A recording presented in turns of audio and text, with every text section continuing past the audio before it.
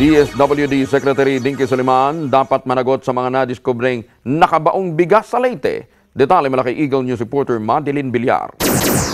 Dapat umanong managot si DSWD Secretary Dinky Soliman sa mga nadiskubring nakabaong bigas na pinaniniwalaang para sa relief goods sa mga biktima ng Yolanda. Binigyang diin ni Buhay Party List Representative Lito Atienza na trabaho ni Soliman na tiyaking na ipamahagi lahat ng relief goods sa Yolanda survivors.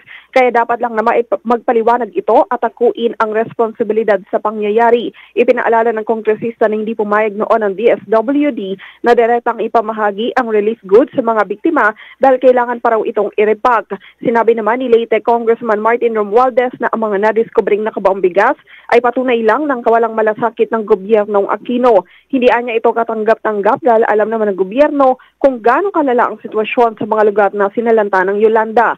Tinatayang nasa humigit kumulang 500 sako ng bigas na may logo ng NFA ang natagpuang nakabaon sa isang barangay sa bayan ng Dagami sa Leyte.